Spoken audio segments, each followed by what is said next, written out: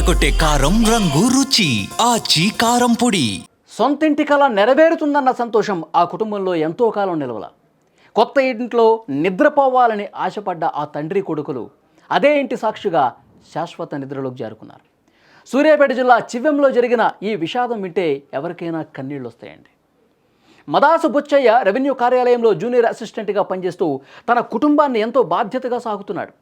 ఆయనకు ఆరోగ్యం సహకరించకపోయినా చిన్న కుమారుడు లోకేష్ తన తండ్రికి నీడలా ఉంటూ ప్రతి పనిలో కూడా చేదోడు బాదోడుగా నిలిచాడు. స్వగ్రామంలో కొత్తగా ఇల్లు నిర్మించుకుంటున్నారు. ఆ ఇంటి పనుల కోసం నీటిని అందించేందుకు ట్రాక్టర్ ట్యాంకర్ను తెచ్చారు. ఆ ట్యాంకర్లోని మోటారు వల్ల విద్యుత్తు ప్రసరిస్తుందనేటువంటి విషయం వాళ్ళు గమనించాల. పని ముగిశాక మోటార్ తీయబోయిన బుచ్చయ్య ఒక్కసారిగా విద్యుత్ ఆఘాతానికి గురయ్యాడు. కళ్ళ ముందే తండ్రి కుప్పకూలిపోతుంటే చూసి తట్టుకోలేకపోయాడు ఆ కొడుకు. నాన్నను కాపాడాలన్న తపనతో లోకేష్ పరుగున వెళ్ళాడు. కానీ అదే అతనికి మృత్యుశాపమైంది. ఆ ట్రాక్టర్ను తాకగానే కొడుకు కూడా కరెంట్ షాక్కి గురయ్యాడు. అక్కడికక్కడి స్పాట్లోనే పడిపోయాడు. క్షణాల వ్యవధిలో తండ్రి కొడుకులు ఇద్దరూ విగతజీవులయ్యారు. ఆసుపత్రికి తీసుకెళ్లినా ఫలితం లేదు. నిన్నటి వరకు ఆ ఇంట్లో నవ్వులు పూయించిన ఆ మనుషులు ఇవాళ లేరు అన్న వార్త ఆ తల్లి ఇతర కుటుంబ సభ్యులు జీర్ణించుకోలేకపోతున్నారు.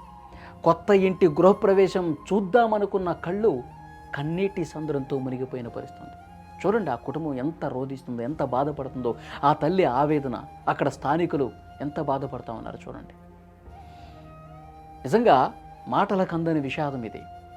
చిన్న నిర్లక్ష్యం ఒక నిండు కుటుంబాన్ని పూర్తిగా రోడ్డున పడేసింది.